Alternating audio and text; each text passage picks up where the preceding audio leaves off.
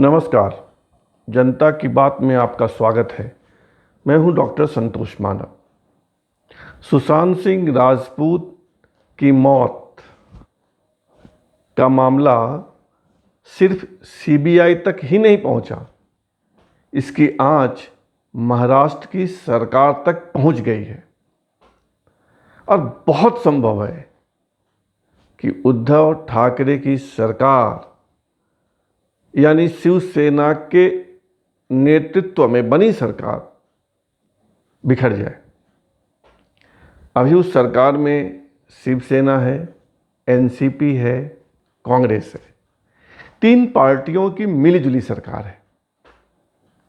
लेकिन महाराष्ट्र की राजनीति पर नजर रखने वाले लोग यह महसूस कर रहे हैं कि कहीं न कहीं ऐसा है और बाजी पलट सकती है कि उद्धव ठाकरे की सरकार चारों खाने चित हो जाए और वहाँ एक नई सरकार बने।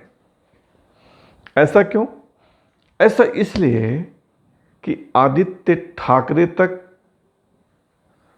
दिशा सालियान की मौत और सुशांत सिंह राजपूत की मौत की आंच पहुंच रही है। आदित्य ठाकरे उद्धव ठाकरे के सुपुत्र हैं, यानी मुख्यमंत्री उद्धव ठाकरे के सुपुत्र, और खुद भी मंत्री हैं इस सरकार में। आदित्य ठाकरे फिल्मी दुनिया से मोहब्बत करने वाले युवकों में एक हैं। फिल्मी हस्तियों के साथ उठना बैठना है उनका। वे फिल्मी पार्टियों में खूब जाते हैं और कुछ अभिनेता अभिनेत्रियों के साथ तो उनकी खूब पटती है। एक अभिनेत्री के साथ तो उनका नाम भी जोड़ा गया था, जो बहुत दिनों तक चला और फिर आंच ठंडी पड़ गई। और सुशांत सिंह राजपूत से ज़्यादा आदित्य ठाकरे का नाम दिशा सालियान की मौत से जुड़ा। थ्योरी यह आई कि दिशा सालियान की मौत की हकीकत सुशांत सिंह राजपूत जान गए थे, इसलिए सुशांत सिंह राजपूत की हत्या कर दी गई। एक लाइन में अगर कहानी कहें तो आदित्य ठाकरे कहीं ना कहीं फंस रहे हैं। और अगर सीबीआई ने उद्धव ठाकरे को बातचीत के लिए बुला लिया, तब माफ कीजिएगा, सीबीआई ने कहीं आदित्य ठाकरे को बातचीत के लिए बुला लिया, मैं शायद उद्धव ठाकरे बोल गया था। अगर सीबीआई ने आदित्य ठाकरे को पूछताछ के लिए बुला लिया, बातचीत भी गलत शब्द है, पूछताछ के लिए बुला लिया, तो आज पहुंचेगी उद्धव ठाकरे तक।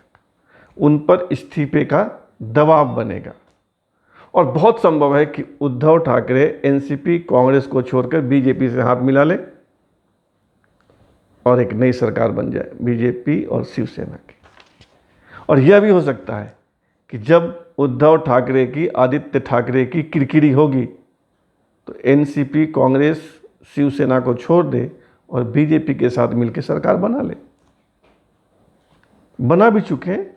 अजीत पवार ने रातों रात शपथ ले ली थी देवेंद्र फडणवीस के साथ। देवेंद्र फडणवीस मुख्यमंत्री और अजीत पवार उप मुख्यमंत्री। और उसी अजीत पवार का पुत्र पार्थ पवार तो सीबीआई जांच की मांग कर चुके थे सुशांत सिंह पवार की मौत की।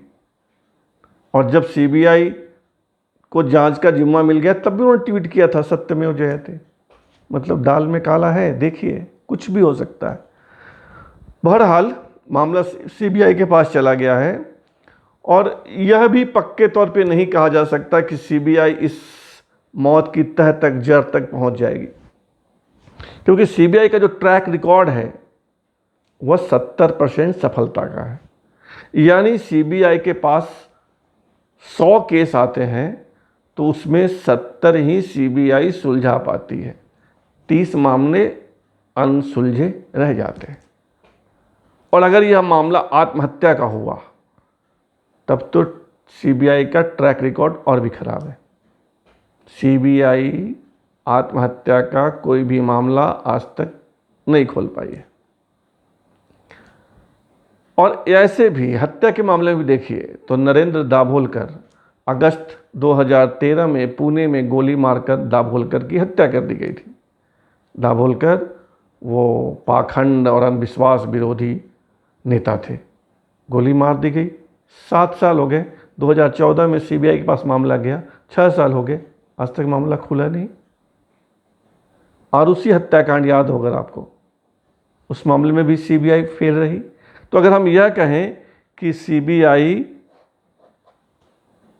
सुशांत सिंह राजपूत की मौत की तह तक पहुंच ही जाएगी 100%, तो यह भी पक्के तौर पर नहीं कह सकते, क्योंकि उनको सफलता 70% मामलों में ही मिलती है, 30% मामलों में वो फेल हो जाते हैं।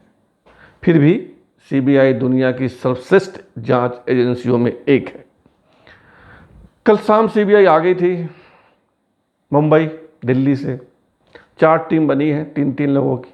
उनको अलग अलग काम सौंपे गए हैं। वो लोग काम में जुट भी गए हैं।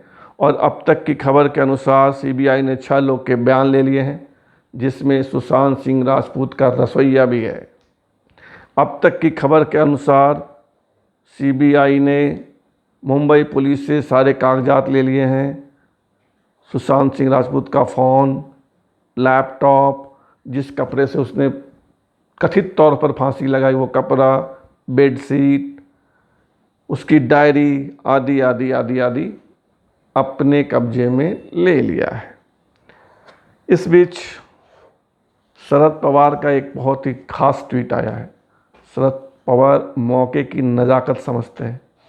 उन्होंने कहा है कि हम उम्मीद करते हैं कि महाराष्ट्र की सरकार सीबीआई के साथ सहयोग करेगी। समझिएगा, जो मैंने पहले कहा वो तार देखिएगा, सहयोग करेगी। और फिर दूसरी पंक्ति में कहते हैं, लेकिन कहीं इस मामले का हश्र नरेंद्र दाभोलकर की हत्या की तरह नहीं हो जाए। दोनों चतुर राजनेता वह होता है जिसकी चित भी मेरी, पट भी मेरी। सिक्के के दोनों पहलू उसके ही हाथ में हो। शरद पवार वही है। अगर नहीं होते तो इस देश के सबसे युवा मुख्यमंत्रियों में एक नहीं होते। महाराष्ट्र के मुख्यमंत्री रहे, कई कई दफ़ा रहे, केंद्र में तमाम तरह के मंत्रिमंडल में रह चुके हैं, रक्षा मंत्री भी रहे हैं। तो ये शरद पवार हैं। अब देखिए सीबीआई क्या क्या कर पाती है। क्या इस जांच की आंच उद्धव ठाकरे के सुपुत्र आदित्य ठाकरे तक पहुंचती है, महाराष्ट्र की सरकार तक पहुंचती है।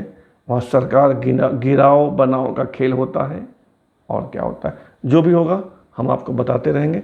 जनता की बात में अभी इतना ही, फिर मिलेंगे नए सब्जेक्ट के साथ।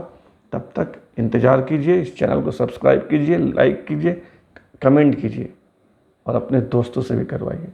धन्यवाद, बहुत बहुत धन्यवाद।